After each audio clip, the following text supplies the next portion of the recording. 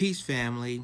Protesters continue to march in the city of Pittsburgh after the death of 17-year-old Antoine Rose. I'm going to go ahead and play this video, and I'm going to continue the rest of my commentary. After the funeral of Antoine Rose, no protests were held in around the city of Pittsburgh. That may be changing this morning as we go to Amy Wattis as she joins us from Freedom Corner. Amy?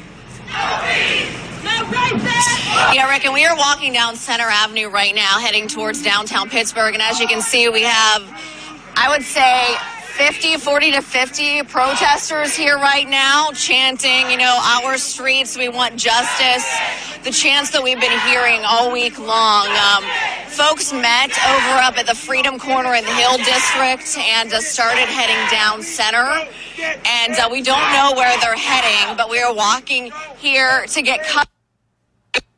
Assuming they're heading towards the city, and from there we don't know if they're going to go onto a major highway or protest in front of the city building. That's unclear right now. But two of Antoine's cousins spoke right before they came down here, and they said that they want justice for their cousin Antoine Rose. And they said that the whole situation is unfortunate and they want to see something done, and they're going to keep doing this until they say something is done. So, as you can see here, a lot of people, one of the women holding up the sign right now with the curly hair, that's one of his cousins. She spoke over at the Freedom Corner before we left up there. And this is, we have police down at intersections, blocking different intersections. As you can see from the air, we have our News Chopper 2 up in the air right now, looking out from the sky at what you can see happening right now here in the city of Pittsburgh. Traffic is headed up towards the arena. This side of Center is, of course, closed now to traffic. So, as you can imagine, it's going to create some havoc on the roadways with it being rush hour. I know people were meeting over on Ardmore Boulevard earlier because people thought that was initially another location where this would take place, but then there was some miscommunication, and those folks came over here so they could march. And I'm assuming we're going to see more people joining in this protest this morning. So if you've been following this story closely, there were protests all week long, Wednesday in East Pittsburgh, Thursday over on the Parkway East, then Friday night by PNC Park, Saturday night on East Carson Street in the South Side. They took a break from protesting Sunday and Monday out of respect for Antoine's family, for his viewing and funeral services, but now they're back at it again here. We've got a lot of media, national and local media here covering this protest today.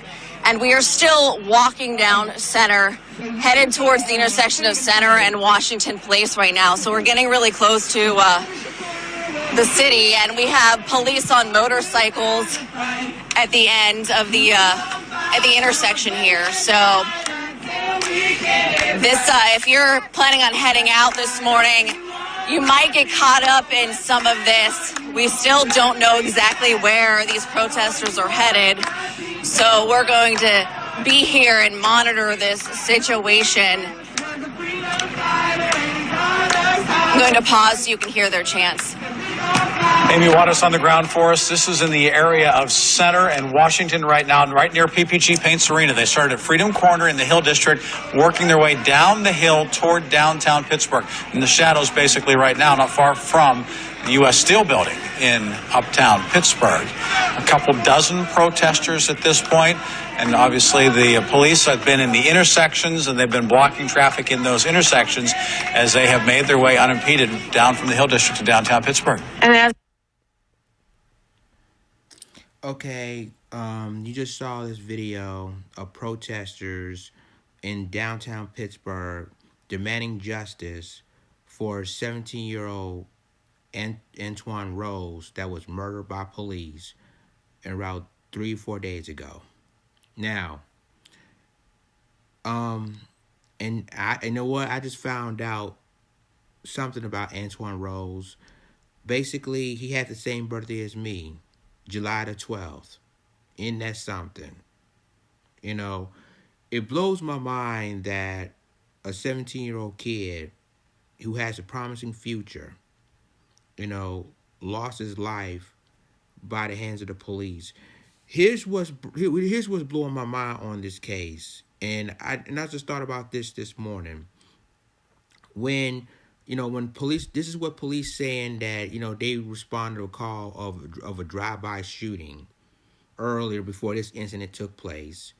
That a 22-year-old male was shot, but he survived, and then all of a sudden, and this is what blows my mind, folks, that what they found the car that fits the description, and then all of a sudden, Antoine Rose ran out along with another person that ran out, which of course they still don't know who the third person was that run with Antoine. Officers shot him 3 times in the back, killed him, right? And then the police claim they found 2 guns in the car. Basically the driver of that car, who was 20 years old, basically he was released. And I'm just thought about that. I just thought a question mark on that, right? Why would you release a suspect that was driving the car you claim that fits the description of the drive-by shooting that happened before this incident? And then that's what puzzled me. And then the second one is they said they found 2 guns in the car. Did you run ballistics of the guns? Did you run DNA to see the match of the shooting that happened in the incident that happened before this, that shot the 22-year-old? See, the media didn't even question the police chief. This is what blows my mind. The media haven't even questioned the police chief and said, if those were the guns in the car, why haven't you done ballistics of the gun? Do you have fingerprints that match one of the suspects in the car? And why did you let go of the 20-year-old driver that you claim that fits the description? See, all these questions should have been answered, but the media didn't do it. The local media in Pittsburgh or the nationwide media didn't ask those questions. And then they said they found on Antoine's pocket, I think a bullet, one of the bullets that I think in a book or something on the side of his pocket. And we really don't know if that one of those bullets matched the gun, that claim matched the gun inside the vehicle. So all these unanswered questions, it just puzzles me a little bit. One, you release the 20-year-old driver, and you claim that the car that fits the description, that's involved in a drive-by shooting, shot the 22-year-old, claiming it shot the 22-year-old male, and yet which of course he survived. The driver of the incident where Antoine Rose was on, they released him. Why would you release a suspect you was investigating? And why, even if this the car that you claim it fits the description, why you didn't do ballistics of the guns you found in the car?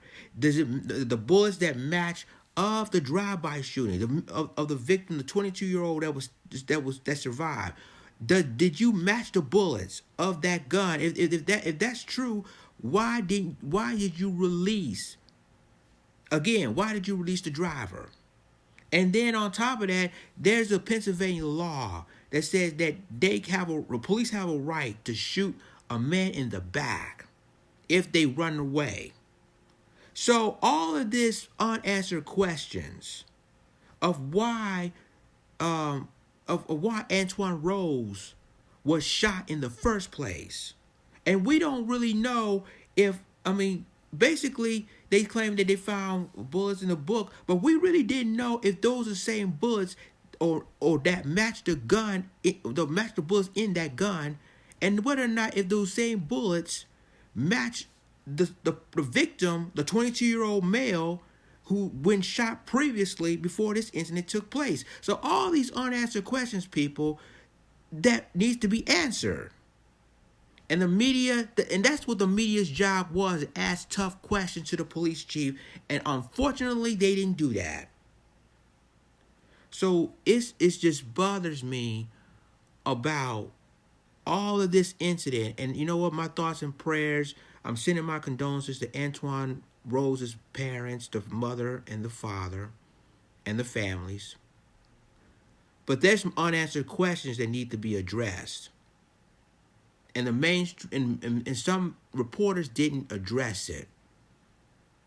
Why? If you believe he's the suspect, I'm talking about the driver, the 20-year-old driver that was with Antoine Rose and the rest of the guys. If you knew that they're a suspect, why did you release the driver? It's common sense. And the guns they found in the car, is it the same guns that used? You said it was you said that the car that fit the description in the previous drive-by shooting of a 22-year-old male. Are those the same guns they used in that drive-by shooting, or are those the same? Are the bullets basically that the 22-year-old was hit? Were those the same bullets that matched those guns? See, these are unanswered questions we need to know, and this is what's so confusing about this. But I don't know, people. This is just confusing, and there's gonna be a lot of protests in Pittsburgh and around Pittsburgh area until they get justice for Antoine Rose. So again, my thoughts and prayers goes to the families. But these are the unanswered questions people have the right to know. The answers, the ones I'm telling you guys about, they need those answers, including Antoine Rose's family want those answers. Well, we'll see. We'll see how it's gonna play out, but it's really weird that you released a 20-year-old driver, but you think you fit the description of the vehicle that was involved in the previous drive-by shooting, and you found guns in the car, and we don't even know those are the same guns they used in the previous drive-by shooting. It's confusing. But we will wait and see how this story will play out. Leave me a comment. Tell me what you think about this story. Subscribe my YouTube channel. Subscribe my Black Junction TV channel as well. With that being said, it's Lions Den signing off. Deuces.